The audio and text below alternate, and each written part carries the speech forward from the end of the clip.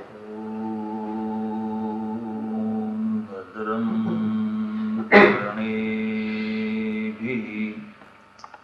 शृणुयाम देवाः भद्रं पश्येमाक्षभिर्यजत्राः स्थिरैरङ्गैस्तुष्टुवागुं सस्तनूभिर्व्यसेम देवहितं यदायुः। ॐ शान्तिः शान्तिः शान्तिः।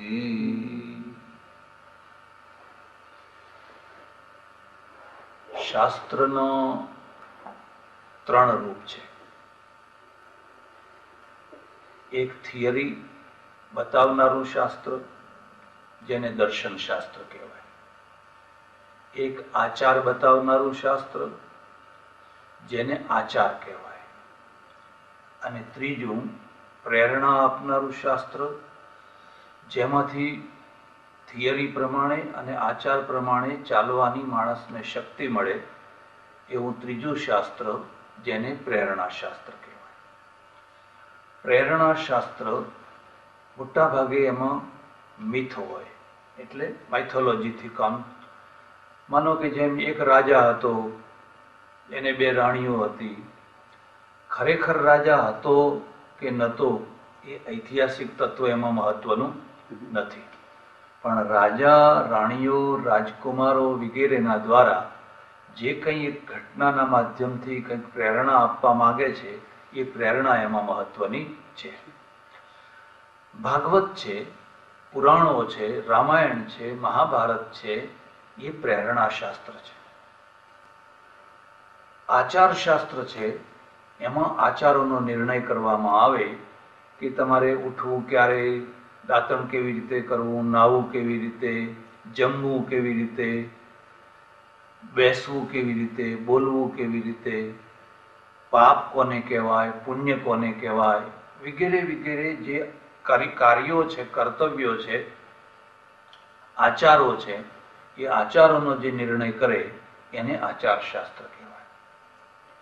દર્શન શાસ્ત્ર એટલે જેમાં આપણી થિયરી હોય. થિયરી એટલે શું કે માનો કે ઈશ્વર સંબંધી તમે શું માનો છો, ઈશ્વર છે કે નહીં, છે તો નિરાકાર છે કે સાકાર છે, નિરાકાર છે તો કેવો છે, વ્યાપક છે કે એક દેશમાં છે, જીવ કોને કહેવાય, જગત કેવી રીતે બન્યું છે, કોણે બનાવ્યો છે, ક્યારે બનાવ્યો છે, કયા પદાર્થોમાંથી બન્યો છે. આ બધી જુદી જુદી જે માન્યતાઓ, થિયરીઓ, સિદ્ધાંતો, એ બધું છે એને થિયરી શાસ્ત્ર અથવા ફિલસૂફી અથવા દર્શન શાસ્ત્ર કહેવાય. દર્શન શાસ્ત્ર છે એ જિજ્ઞાસુઓ માટે છે, જેને એવી જિજ્ઞાસા થતી હોય કે ભાઈ આ બધું શું છે, ક્યાંથી આવ્યું છે, કેમ આવ્યું છે, શું છે, હું શું છું, હું શા માટે છું. આવી જેને જિજ્ઞાસાઓ થતી હોય, એટલે જેને બૌદ્ધિક ભૂખ લાગી હોય, એવી બૌદ્ધિક ભૂખની તૃપ્તિ માટે આ દર્શન શાસ્ત્ર છે. એટલે આ ત્રણ શાસ્ત્રોમાંથી અત્યારે જે આપણે ચર્ચા કરવાના છીએ એ દર્શન શાસ્ત્રની કરવાના છીએ. આચાર શાસ્ત્રની નહીં, એમ જે પ્રેરણા આપનારા છે એની નહીં, પણ દર્શન શાસ્ત્રની છે. જ્યારે તમે દર્શન શાસ્ત્રની ચર્ચા કરો એટલે એટલું સમજી લેવાનું કે આનું લેવલ પેલાના લેવલ કરતાં વધારે ઊંડું રહેવાનું. એટલે આમાં ભલે થોડા માણસો આવે, આમાં કંઈ હજારો લાખો માણસોના ટોળા ભેગા થાય નહીં. આ ડીપ નોલેજ જેને કહેવાય, અને એ બધાને કંઈ એવી જરૂર પણ ન હોય, પણ જેને જરૂર હોય, જેને જિજ્ઞાસા થતી હોય એવા લોકોને કદાચ આમાંથી કંઈક થોડુંક સંતોષ થાય એ માટે આ ચર્ચા કરવાનું અલગથી વિચારવામાં આવ્યું છે.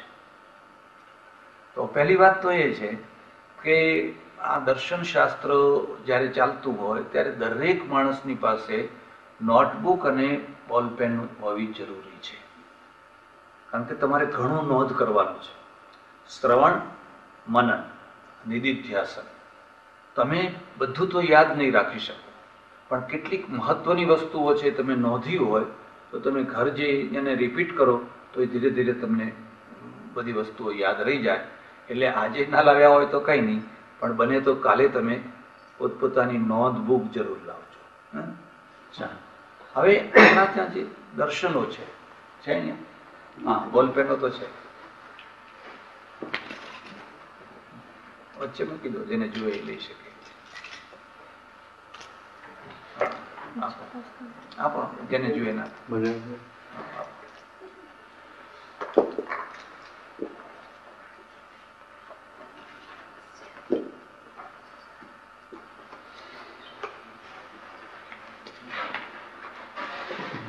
હા,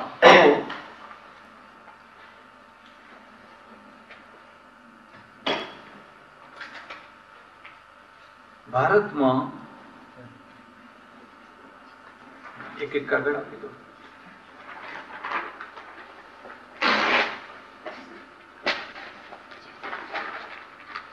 આવું હોય ત્યારે તમે ડીલ કરી શકો. જે દર્શનોની રચના થઈ અથવા જે વિચારો થયા, જે ચિંતન થયું, એના મુખ્ય બે ભાગ છે, વૈદિક અને અવૈદિક. એના ચાલતી બીજી કઈ ચાલે. વૈદિક અને અવૈદિક. વેદોને પ્રમાણરૂપ માનીને વિચાર કરનારો જે વર્ગ હતો, એમના જે દર્શનો થયા એને વૈદિક દર્શન કહેવાય. વેદોની પ્રમાણરૂપ ન માનીને સ્વતંત્ર રીતે વિચાર કરનારો જે વર્ગ હતો અને એમણે જે વિચાર કર્યો એને અવૈદિક દર્શન કહેવામાં આવે. બરાબર? વૈદિક દર્શનો છે એના 6 ભાગ છે, અને અવૈદિક દર્શનો છે એના પણ 6 ભાગ છે. બંનેના 6. પછી બંનેના પાછા ફરી ઘણા ભેદ છે. આજથી 30 વર્ષ પહેલા હરિદ્વારમાં અમે બધા સાધુઓ ભેગા થયેલા, અને ભારતમાં કેટલા દર્શનો કામ કરે છે, કેટલા વિચારો કામ કરે છે, એની સામાન્ય રીતે ચર્ચા વિચારણા થયેલી ત્યારે 900 ઉપરના દર્શનો હતા. કેટલા? 900 ઉપર.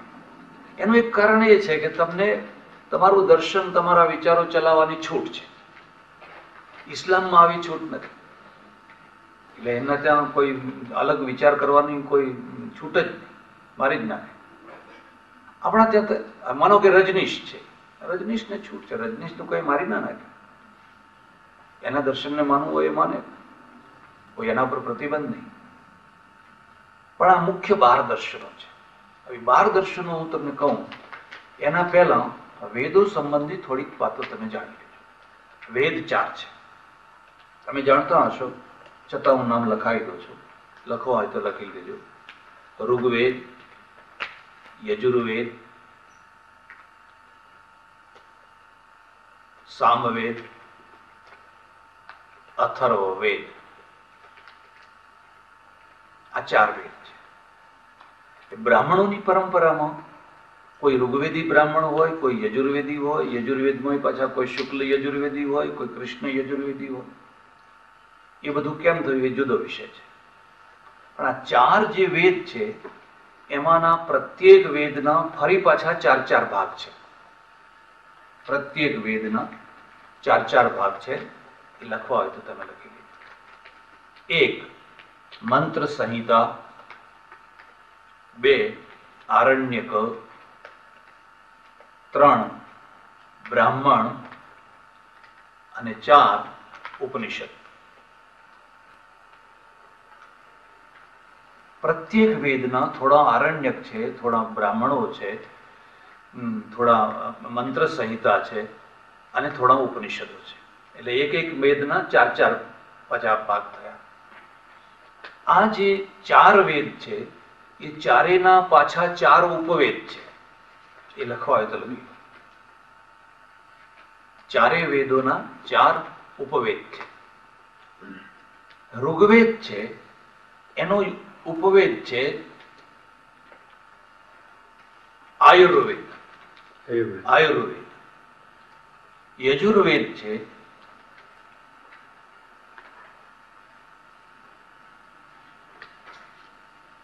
આ જે ઉપવેદો છે ને એને ખાસ ધ્યાનથી સમજજો.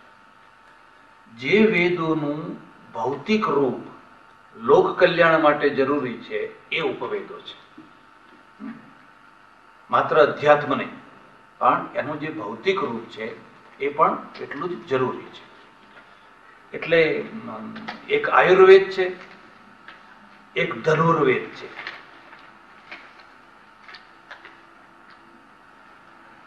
કેસેટમાં આવે છે ને, આ કેસેટો બધા પાસે આવશે એટલે છતાં લખવા દો. પછી જે સામવેદ છે એનો ઉપવેદ છે એ ગાંધર્વ વેદ છે, અને અથર્વવેદ છે એનો ઉપવેદ છે એ અર્થવેદ છે. અર્થવેદ એટલે ઇકોનોમી, અર્થ સંબંધી જે ચર્ચા કરવામાં આવી હોય એ અર્થવેદ. ગાંધર્વ વેદ એટલે જેમાં સંગીત, કલા, નૃત્ય વગેરે વગેરે સામવેદ છે. એ સામવેદનો એ ઉપવેદ છે ગાંધર્વ વેદ. યજુર્વેદનો ઉપવેદ છે એ ધનુર્વેદ છે. ધનુર્વેદ એટલે શસ્ત્ર વિદ્યા. જુદા જુદા શસ્ત્રો કેમ બનાવવા, કેમ રાખવા, કેમ ચલાવવા, સેના કેવી હોય, જે વ્યૂહ કેવા હોવા, જે લડાઈ કેવી રીતે થઈ શકે. તમને એક નવાઈ લાગશે કે આ વૈદિક પીરિયડમાં સંસારની ક્યાંય ઉપેક્ષા નથી. મોક્ષની પાછળની જે ઘેલછા પાછળ જાગીને એવી ઘેલછા નથી, પણ સંસારની એકે એક વસ્તુનો સ્વીકાર છે અને એને કેમ સારી બનાવવી, કેમ વ્યવસ્થિત કરવી, એની આખી ચર્ચા છે. અને ઋગ્વેદનો જે ઉપવેદ છે એ આયુર્વેદ છે. એટલે શરીર કેમ સારું રહે, કેમ મજબૂત રહે, તમે લાંબુ કેમ જીવન જીવી શકો. અમારે ત્યાં આયુર્વેદ વાળા એવું નથી માનતા કે તમારું મૃત્યુ ફલાણી તારીખે નક્કી છે. તમે 100 વર્ષે જીવી શકો છો, 10 વર્ષમાં મરી જઈ શકો છો. પછી જે પ્રારબ્ધવાદ આવ્યો એમાં બધું નક્કી થઈ ગયું, તમે ક્યારે, કઈ જગ્યાએ, કેવી રીતે મરવાના, બધું લખેલું છે. આ કહે છે કશું લખેલું નથી. તમે વ્યવસ્થિત રહો તો લાંબુ જીવન જીવો, આરોગ્ય સાથે જીવન જીવો. વ્યવસ્થિત ન રહો તો વહેલા મરી જાઓ. એટલે આમાં પુરુષાર્થ છે, પેલામાં પ્રારબ્ધ છે. પેલામાં તો તમે ગમે એટલું કરો ને, જે નસીબમાં લખ્યું છે એમાં કઈ ફેર થવાનો. ભારતને મોટું જે નુકસાન, થિંકિંગ નુકસાન જે કર્યું ને એ પ્રારબ્ધવાદે કર્યું. એક બાબતમાં તમે દુઃખી કેમ છો કે પૂર્વના કર્મે, પૂર્વના કર્મે. આ કહે છે તમારું આરોગ્ય સારું રાખી શકાય છે, તમે લાંબુ જીવી શકો છો. મૃત્યુ કોઈ નક્કી તારીખનું નથી. એ તો હવે પ્લેન તૂટી પડે તો કઈ બધાના પ્રારબ્ધ એમાં એવા ના હોય. એટલે 4 મૂળ વેદો અને એના 4 પાછા એના સેક્શન. બ્રાહ્મણ, આરણ્યક અને મંત્ર સંહિતા છે. એ મંત્ર સંહિતા છે એને મૂળ વેદ માનવામાં આવે છે, મંત્ર સંહિતા. અને એમાંથી જે અરણ્યમાં રહી અને જુદી જુદી ક્રિયાઓ, ઉપાસનાઓ કરવાની વિધિઓ જેમાં બતાવી એ આરણ્યક છે. અને શતપથ બ્રાહ્મણ, ગોપથ બ્રાહ્મણ વગેરે વગેરે જેમાં યજ્ઞો વગેરેની ચર્ચા કરવામાં આવી એ બ્રાહ્મણ ગ્રંથો છે. અને જેમાં આત્મા, પરમાત્મા વગેરેની ચર્ચા કરવામાં આવી એને ઉપનિષદ કહે છે. એટલે આ 4 ભેદ થયા. આવી રીતે આ જે થયું, વળી પાછા વેદના 6 અંગ છે. લખવા હોય તો લખી શકો છો. શિક્ષા, કલ્પ, વ્યાકરણ, છંદ, જ્યોતિષ. જ્યોતિષ એટલે ફલિત જ્યોતિષ નહીં, અંક જ્યોતિષ. એટલે આ સૂર્યની ગતિ, ચંદ્રની ગતિ વગેરે વગેરે. એક છઠ્ઠું રહી ગયું, પછી મને યાદ આવે તો કહું. તો આ એના 6 અંગો છે. એક બીજી વાત વચ્ચે કહી દઉં છું. આ પ્રવચન નથી, આ સ્વાધ્યાય છે. અને સ્વાધ્યાયમાં કોઈ વાત સમજણમાં ના આવે તો વચ્ચે પૂછવાની છૂટ છે. પ્રવચનમાં વચ્ચે પૂછાય વચ્ચે બોલાય નહીં, વિક્ષેપ કહેવાય. પણ અહીંયા કોઈ વાત આવી હોય અને તમારા ગળે ના ઉતરી હોય, સમજમાં ના આવી હોય, તો તમે એ વાતને પૂછી શકો છો. પૂછવામાં કોઈ વાંધો, પણ શરત એટલી છે કે જે વિષય ચાલતો હોય એ જ વિષય પૂછવાનો. આપણે અત્યારે વૈદિક લિટરેચરની વાત ચલાવતા હોય અને કોઈ માણસ આમ આંગળી ઊંચી કરીને કહે કે મહારાજ રાવણની માસીનું નામ શું હતું?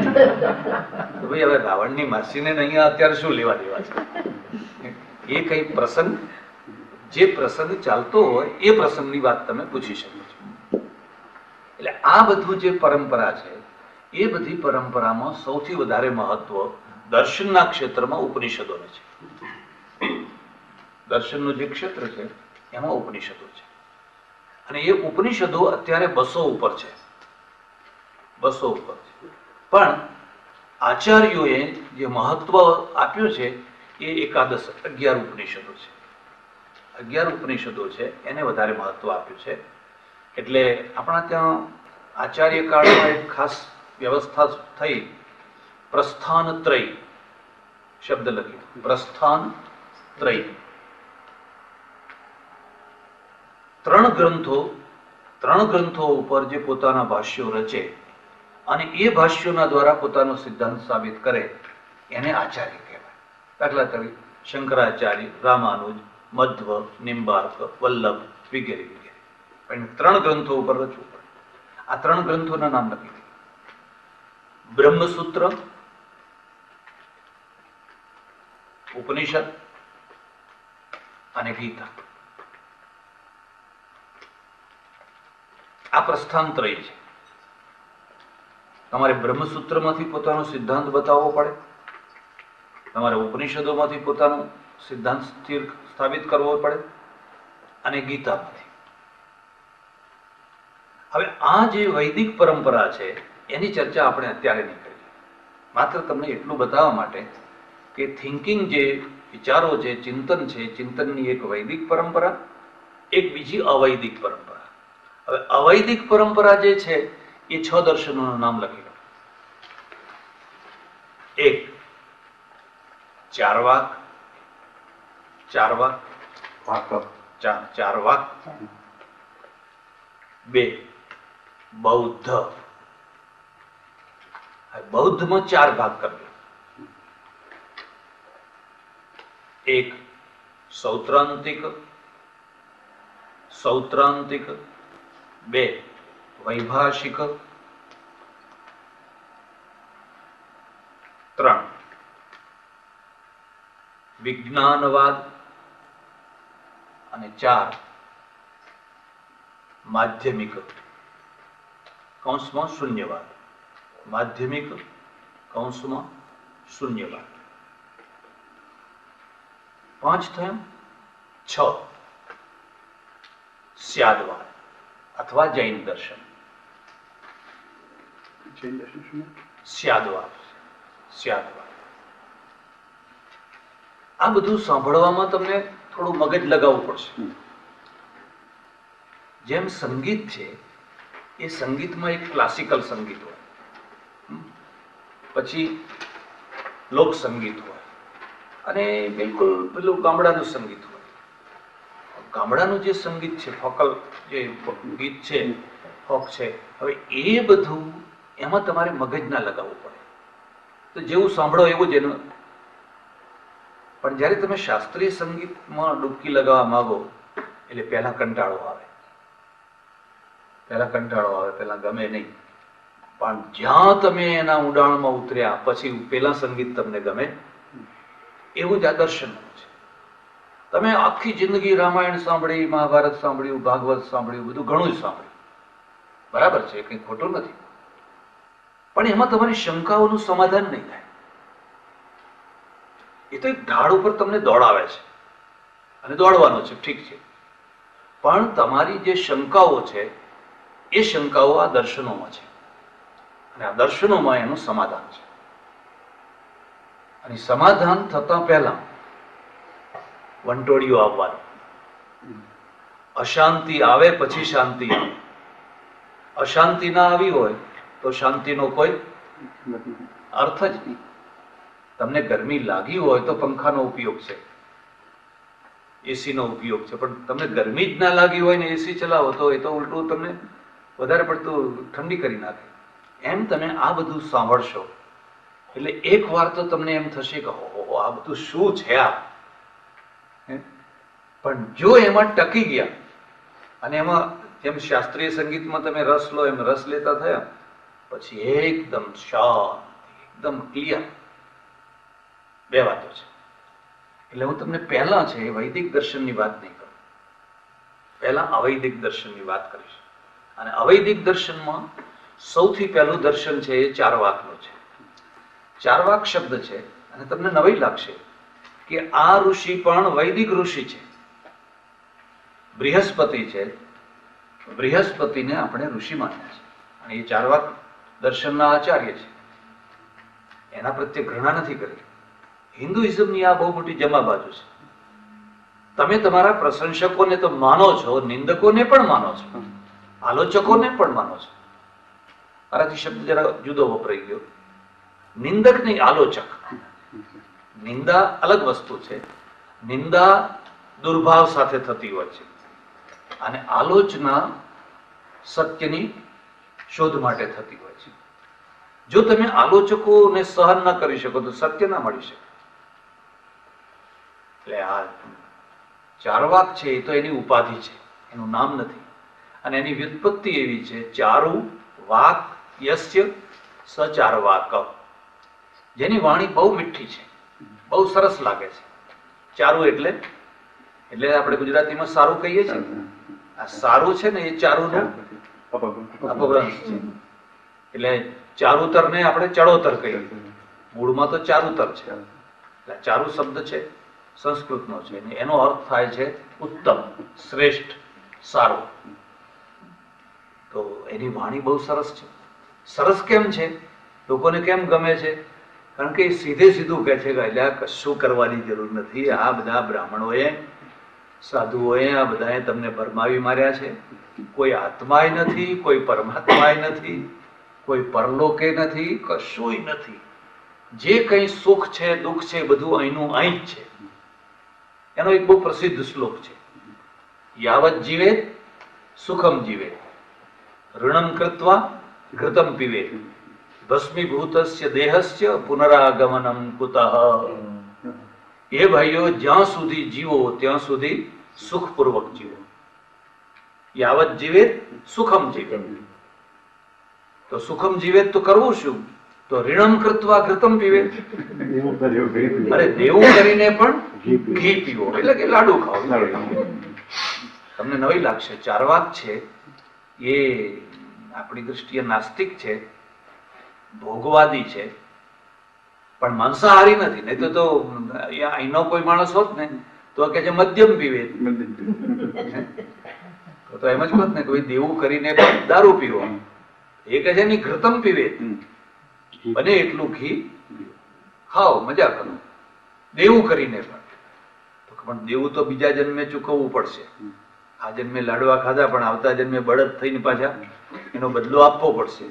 ભસ્મીભૂતસ્ય દેહસ્ય પુનરાગમનમ કુતઃ. આ શરીર બળીને ખાક થઈ ગયો, વળી પુનરાગમનની વાત કેવી? એ કોઈ વાત સાચી નથી. એટલે આવી વાત લોકોને ગમે એટલે એનું નામ પડ્યું ચારવાક. એની કેટલીક વાતો બહુ સમજવા જેવી છે, બહુ સમજવા જેવી છે. એણે કહ્યું છે કે સુખ દુઃખ નો દાતા કોણ છે? એને કહે છે સુખ દુઃખ નો દાતા રાજા છે. તમે પોતે છો. તમને જે સુખ મળ્યું કે દુઃખ મળ્યું, માનો કે એક ગુંડો આવી અને તમને લૂંટી ગયો, પણ રાજા સારો છે તમને લૂંટવા નહીં દે. જો રાજ વ્યવસ્થા સારી હશે તો તમને લૂંટવા નહીં દે. એટલે તમારે કોઈ હોમ હવન કે યજ્ઞ કરવાનો નથી, રાજા સારો ફોડી કાઢવાનો છે. રાજા સારો હોય તો બસ બારણા ઉઘાડા મૂકીને સુઈ જાવ. આવી જ રીતે બીજા જે દુઃખો છે, આરોગ્યના દુઃખો છે, સમાજના દુઃખો છે. માનો કે એક સ્ત્રી 10 વર્ષની વિધવા થઈ અને આખી જિંદગી એને વૈધવ્ય પાડવું પડ્યું, તો એ દુઃખ છે એ કોઈ ભગવાને આપેલું નથી કે પૂર્વના કર્મે આવેલું નથી. સમાજની ખોટી રીતિઓથી આવેલું છે.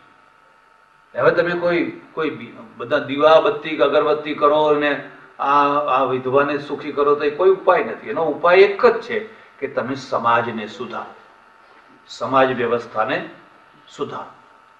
એમ દેશમાં ગરીબી ઘણી છે, જ્યાં જુઓ ત્યાં ભૂખમરો ભૂખમરો ભૂખમરો છે.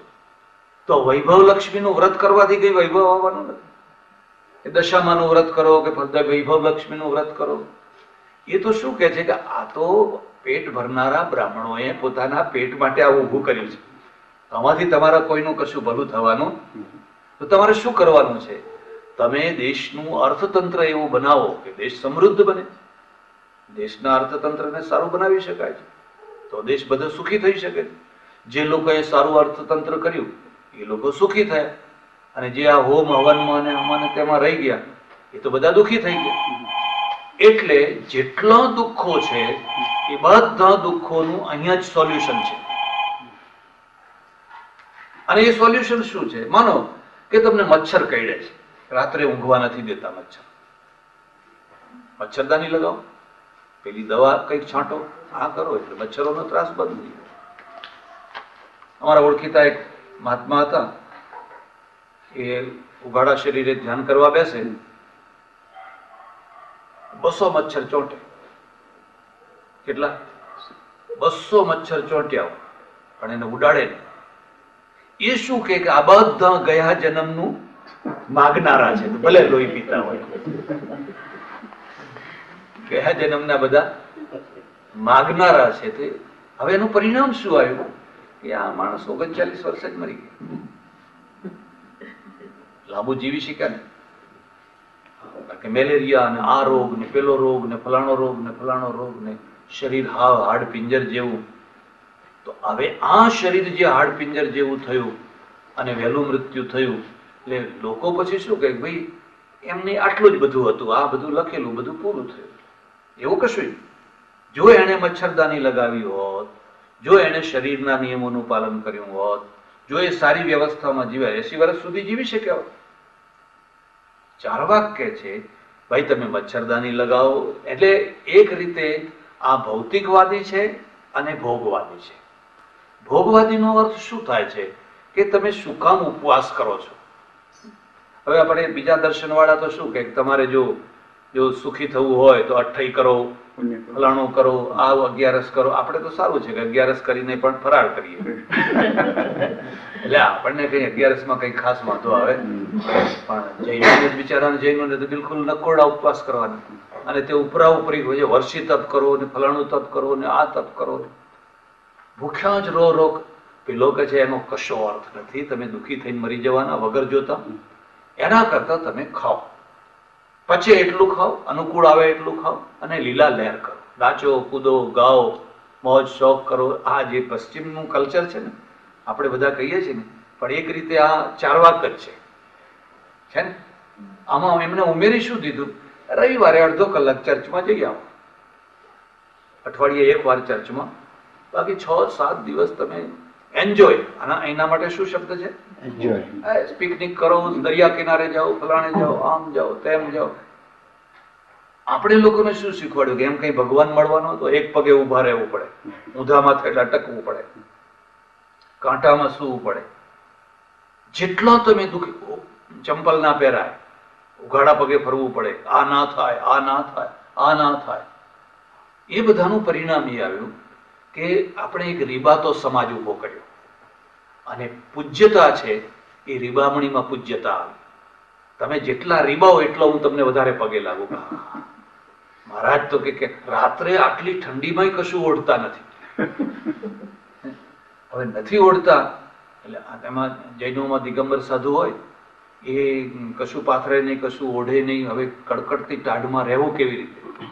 એટલે પછી શું કરે, એક બંધ રૂમ હોય ને એમાં ઘાસ ભરી દે, પછી ઘાસમાં બેસી જાય, કારણ કે ટાઢ તો વાવાની. તો અમારે પેલા વૈરાગી સાધુ હોય શું કરે, ધૂણી ધખાવે, આખું શરીર ઉગાડું હોય, ભસ્મ ચોળી હોય, અને પછી ધૂણી ધખાવે. રોજના 25 મણ લાકડા બાળે. એમાં પાછું આગળ તો ગરમી લાગે ને પાછા ખુલ્લા ચોકમાં બેઠા હોય. તો લોકો પ્રભાવિત થાય કે મહારાજ કેવા પડે. એમ ગરમીમાં પંચધૂણી આ કહે છે એવું કશું કરવાની જરૂર નથી. તમે સારી રીતે જીવો, આનંદથી જીવો, સુખપૂર્વક જીવો. મર્યા પછી કશુંય નથી, કોઈ લોક નથી, પરલોક નથી, કશુંય નથી. એટલે આનું નામ પાડવામાં આવ્યું ચારવાક. સ્વાભાવિક રીતે છે કે આવો પ્રચાર કરીએ તો લોકોને ગમે કે આ ધર્મ સારો છે. આ બધું સવારે વહેલા ઉઠો ને નાહો ને ધોવો ને આ ના ખવાય ને આ ના ખવાય ને ફલાણું ના ખવાય ને આને ના અડાય ને આટલા બધા જાત જાતના નિયમો પાડવા, કષ્ટમય જીવન જીવવું, અને એમાં મળે છે શું? અંતે તો બધા રીબાઈ રીબીને મરતા હોય છે, ઘોડી રીતે મરતા હોય છે.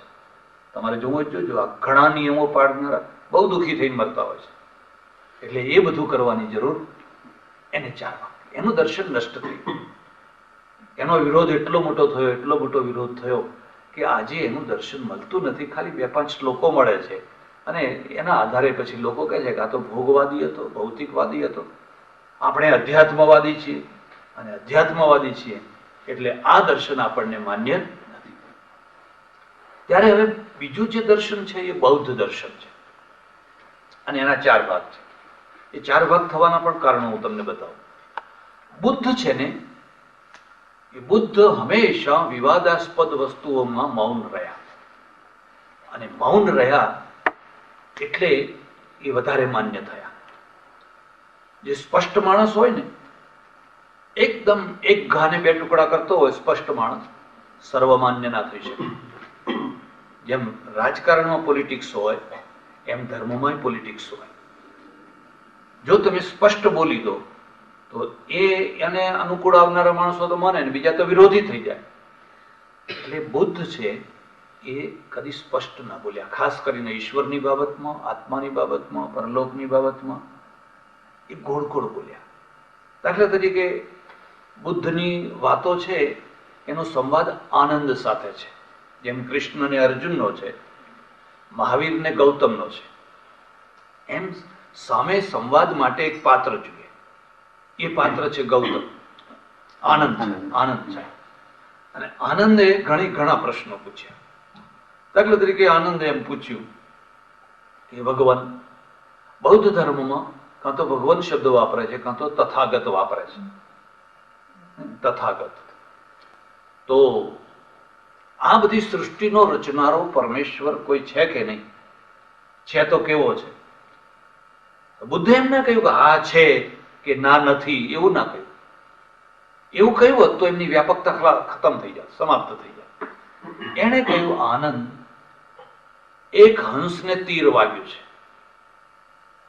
તીર વાગ્યું છે અને ચે ચે ચે ચે ચે કરે છે. હવે તું, તારું કર્તવ્ય છે કે જલ્દીથી જલ્દી એ તીર ખેંચી કાઢ અને એને દવા લગાડી દે અને એને સાજો કરી દે. હવે તું જો એ વાતમાં પડીશ કે આ તીર કોણે માર્યું, ક્યારે માર્યું, ક્યાંથી માર્યું, એ તીર કયા લુહારે બનાવ્યું, એ બધી વાતમાં જો તું પડીશ તો હંસ મરી જશે. એટલે તું એ બધી ચર્ચા ના કર. તું એટલું સમજ કે પ્રાણીઓ દુઃખી છે, પ્રાણીઓ દુઃખી છે અને દુઃખ એક વાસ્તવિકતા છે. તો એ દુઃખ એક તીર વાગેલું છે, સૌને એક તીર વાગેલું છે. તો એ દુઃખમાંથી છૂટવાનો ઉપાય પણ છે, અને છૂટવાનો જે ઉપાય છે એ કરવો, બસ એ જ આપણું કર્તવ્ય છે. એટલે એમણે કંઈ સ્પષ્ટીકરણ ના કર્યું, ઘણી બાબતોનું સ્પષ્ટીકરણ ના કર્યું. આવું જ આપણે વૈદિક વાંગ્મયમાં છે. એટલે શું, પછી લોકો જેને જેમ ફાવે એમ અર્થ કરીને પોતાને મનગમતી વાતો એમાંથી નક્કી કરે. તો એ કારણે શું, એના 4 ભેદ થઈ ગયા. 4 ભેદ પછી હું તમને કહું, પણ બુદ્ધે જે મહત્વની વાત કરી એ 3 વાતો, 3 આર્ય સત્યો. લખવા હોય તો લખી દો, 3 આર્ય સત્યો. આ શબ્દ ફરી યાદ રાખજો. બૌદ્ધ અને જૈન આર્ય શબ્દનો વધારે પ્રયોગ કરે છે. આર્યપુત્ર આપણે પણ કરીએ છીએ, પણ આ લોકો વધારે કરે છે. 3 સત્યો છે ને એ ધ્રુવ સત્યો છે, આર્ય સત્યો છે. પહેલું સત્ય શું છે? દુઃખ સત્યમ.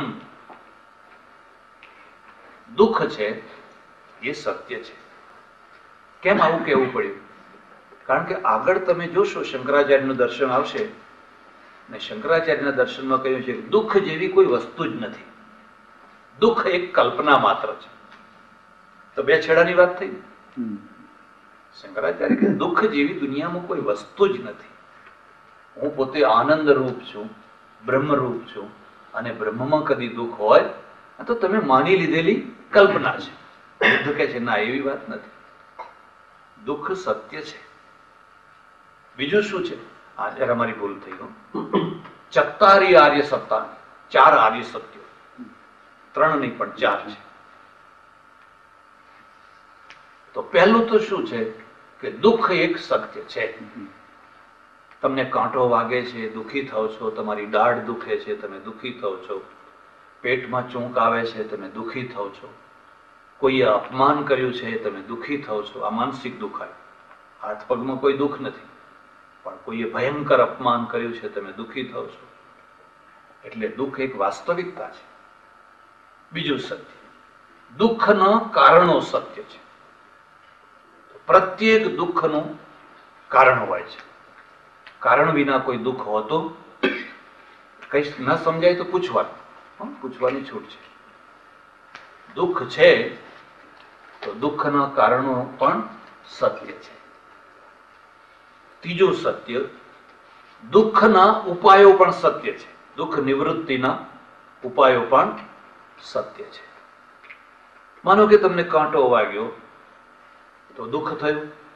એમાં કારણ શું છે? કાંટો. કાંટો. તો હવે એના ઉપાય શું છે? કાંટાને દૂર કરવો. અને ચોથું છે તો દુઃખ મુક્તિ પણ સત્ય છે. આ જે દુઃખ મુક્તિ છે ને, એનું નામ જ નિર્વાણ, એનું નામ જ મોક્ષ.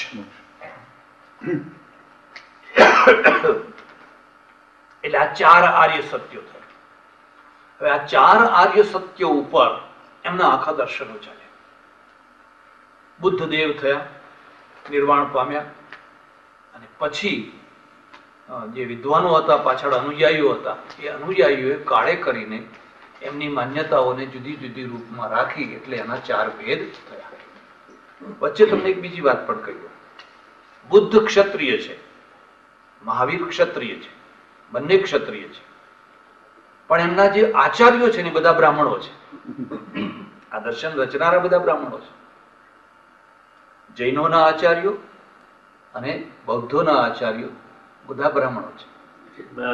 એ લોકો કન્ટેમ્પરરી હતા, એટલે એક જ સાથે જ હતા એ લોકો. બુદ્ધની સાથે જ ફરતા, બુદ્ધની સાથે. પણ આ બુદ્ધના સમકાલમાં નહીં. સમકાલમાં નહીં, બુદ્ધના દેવ થયા પછી. પછી હવે શું માનો છો તમે, શું માનો છો તમે, શું માનો છો? એટલે પહેલા સ્થૂલ રૂપ શરૂ થયું. એનું નામ છે સૌત્રાંતિક. સૌત્રાંતિક નો અર્થ થાય છે સૂત્રોને માનીને ચાલનારો વર્ગ, એને કહેવાય સૌત્રાંતિક.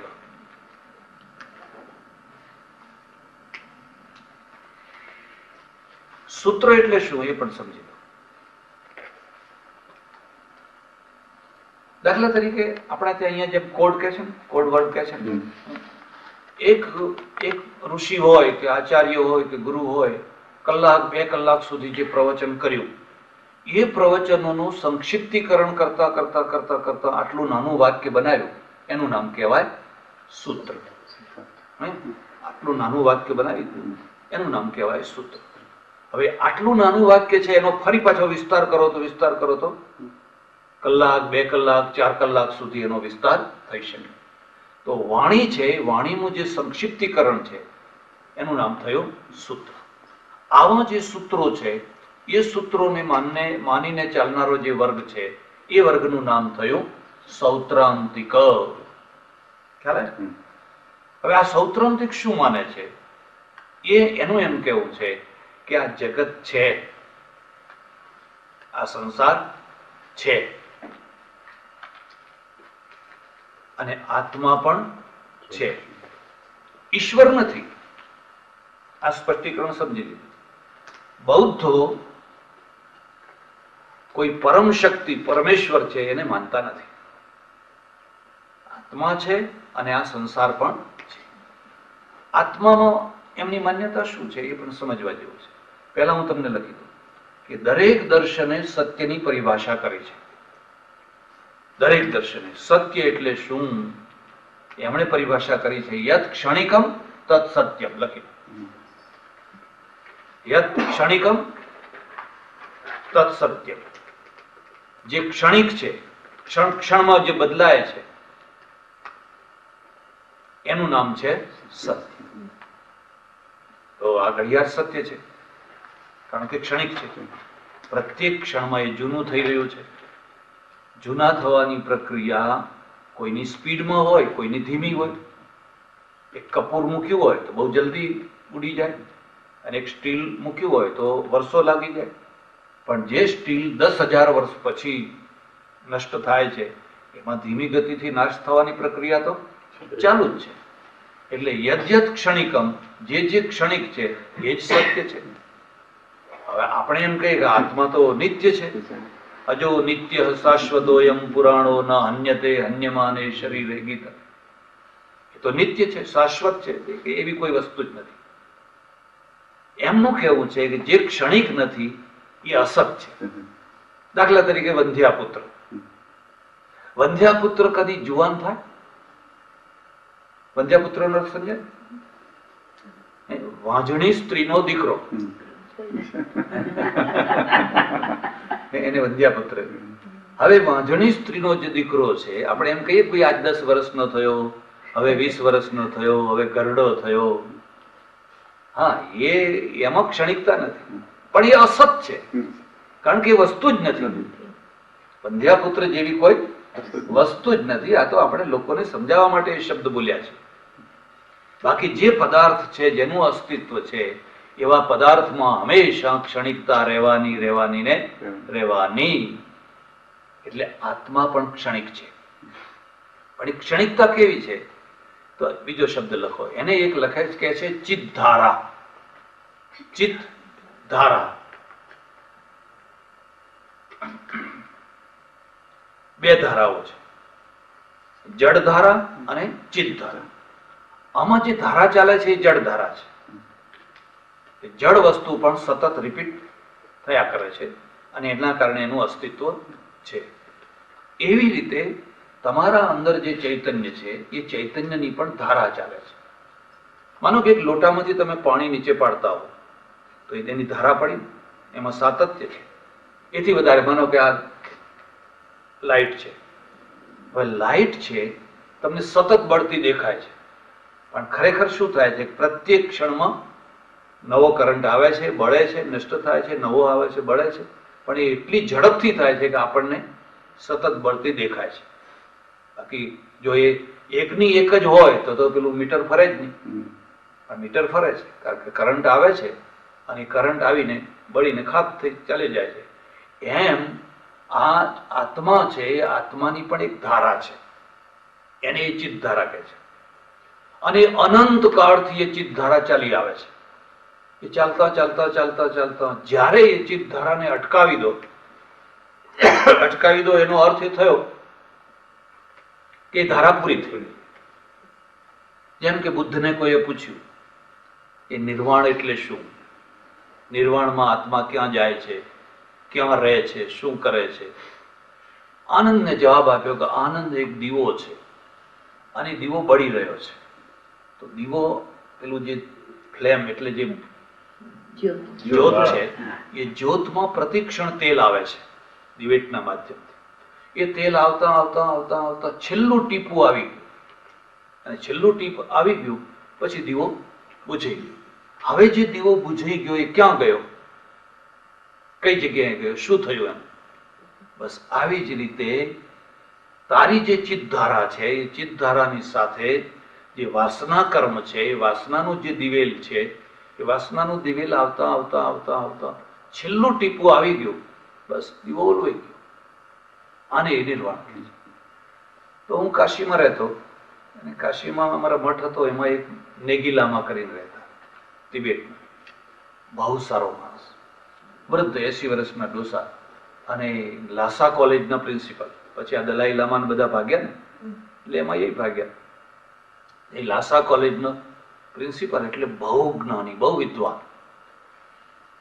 અમે ઘણી વાતો કરી, એટલો સજ્જન, એટલો, અને તમને નવાઈ લાગશે, પાછો માંસાહારી. એ રોજ સાંજે માંસાહારી હોટલમાં જઈ અને ખાઈ આવે, પણ એની વાણીમાં, વ્યવહારમાં, વર્તણૂકમાં કોઈ જગ્યાએ તમને તમોગુણ ના દેખાય. એટલું જ નિર્મળ, એટલી જ શાંતિ, આખો દિવસ માળા જપ્યા કરે. પછી રાત્રે ફરતા ફરતા મને થોડી જરા છંછેડવાની ટેવ, એટલે મેં એમને એક વાર પૂછ્યું, મેં કહ્યું આ તમારું નિર્વાણ કેવું છે? આ તો તમારું નિર્વાણ એવું છે કે માનો કે એક માણસે લખ્યું કે ભાઈ આ ફાંસી ઉપર ચડી જનારને 1 લાખ રૂપિયા ઇનામ આપવામાં આવશે. પેલું ગાડીઓ લટકાવ્યો અને કહ્યું જે માણસ આ ફાંસીમાં લટકી જશે એને 1 લાખ રૂપિયા ઇનામ આપવામાં આવશે. એટલે ડાયા માણસો હતા, વૈદિક, જૈનો, વૈષ્ણવો, ફલાણા, એ તો જોઈ જોઈને હસી હસીને ચાલતા થઈ ગયા. હવે એક ગાડો માણસ આવ્યો, એ લટકી ગયો. હવે લાખ રૂપિયા આપવા કોને? એ તો લટકી ગયો. હવે આ લાખ રૂપિયા આપવા કોને? તમે જે નિર્વાણ માટે નીકળ્યા, તમે પોતે જ ખતમ થઈ ગયા, તમે પોતે જ સમાપ્ત થઈ ગયા. હવે આ તમારું નિર્વાણ લેશે કોણ? બહુ હશે. પોતાનો અભાવ, પોતાના અસ્તિત્વની સમાપ્તિ, એનું નામ નિર્વાણ. હવે પોતાના અસ્તિત્વની સમાપ્તિ કોઈને ગમતી? કોઈને ગમતી નથી. માન ભૂયમ હિ ભૂયાસમ. એટલે વિદ્યારણ્ય સ્વામીએ એમાં લખ્યું છે પંચદશીમાં, હું હંમેશા રહું. એટલે તો અમે બધા સાધુ ફોટા આપતા જઈએ, ભાઈ અમે તો જઈએ જ, પણ અમારા ફોટા રાખજો પાછા. હવે ફોટો શું છે? મારું અસ્તિત્વ છે. તમે માગો ને આપો તો ઠીક છે, પણ તમે ના માગો તો લો, રાખો, આમ કરજો, પૂજામાં રાખજો, ફલાણું કરજો.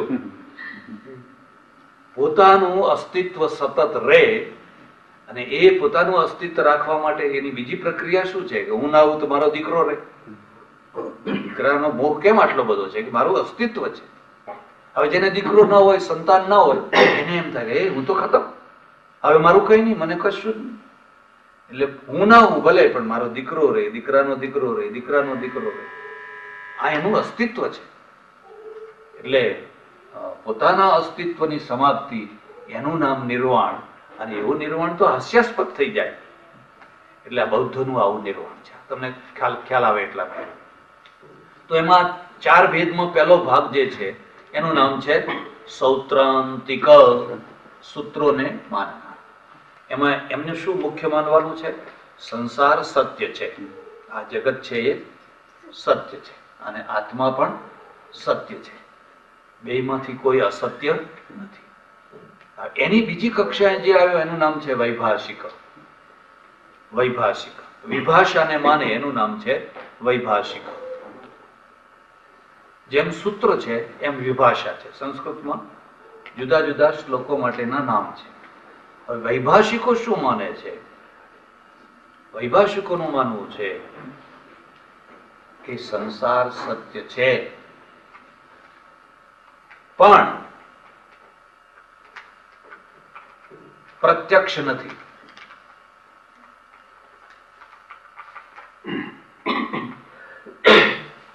પ્રત્યક્ષ નથી. આ જે બધું દેખાય છે એ તમારા અંદરનું જ બહાર દેખાય છે. આ ખરેખર નથી. અનુમેય એટલે અનુમાનના દ્વારા છે. હવે કદી મગજમાં ના ઉતરે એવી વાત છે. આ બધું તમને જે દેખાય છે એ તો તમારા અંદરની જ પ્રતિછાયા છે. એટલે એનું કોઈ અસ્તિત્વ, એનું અસ્તિત્વ છે, પણ એ અસ્તિત્વ એના પોતાના મૂળમાં નથી, એના પોતાના રૂપમાં નથી. તમારા અંદરનું જે બિંબ છે એ બિંબ તમે ધોઈ નાખો તો આ સંસાર જેવી કોઈ વસ્તુ નથી. આ તો અનુમેય છે. ત્રીજી વાત આવી વિજ્ઞાનવાદ. વિજ્ઞાનવાદ એનું બીજું નામ યોગાચાર પણ છે. કૌંસમાં યોગાચાર કરવો હોય તો કરજો. આનું શું કહેવું છે કે સંસાર છે જ નહીં, અંદરે નથી, બહારે નથી. સંસાર જેવી કોઈ વસ્તુ જ નથી.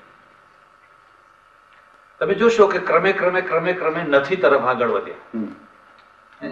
નથી તરફ ઈશ્વર નથી, આત્મા છે, સંસાર છે. ફરી પાછું એક સ્ટેપ આવ્યું કે ના ના ના, સંસાર છે પણ પ્રત્યક્ષ નથી, આ તો તમારા અંદરનું જ બહાર દેખાય છે.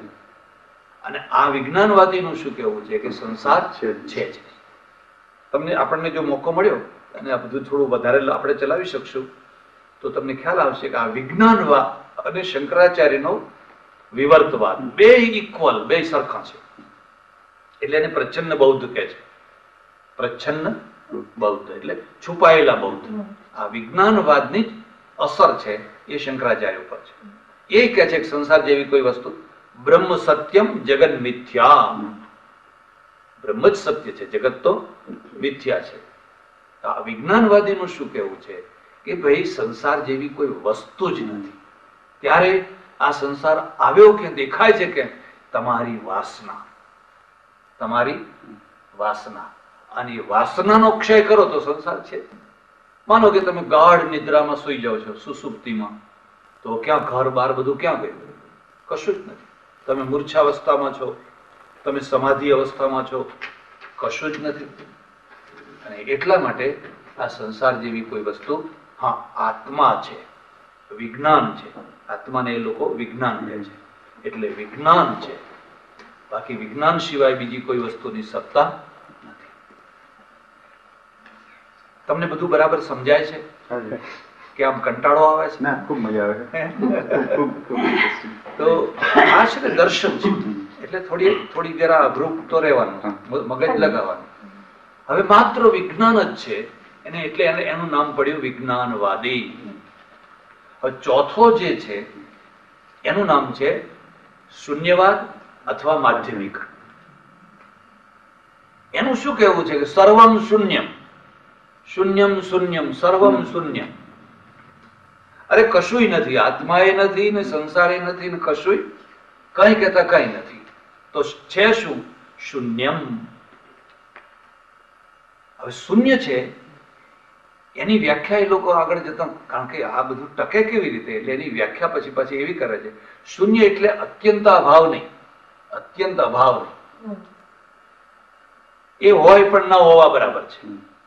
એટલે એનું એમ માનવું છે કે ખરેખર તમે જો જ્ઞાનની ભૂમિકામાં પહોંચો તો આત્મા જેવી કોઈ વસ્તુ નથી, સંસાર જેવી કોઈ વસ્તુ નથી, પદાર્થ જેવી કોઈ વસ્તુ નથી, પદાર્થ જેવી કોઈ વસ્તુ જ નથી. આ તો બધું માત્ર દ્રશ્ય માત્ર છે. એટલે આ ચાર મુખ્ય ભેદ થયા બૌદ્ધોના. ખ્યાલ આવે? આ ચારે ચારમાં ઈશ્વર નથી.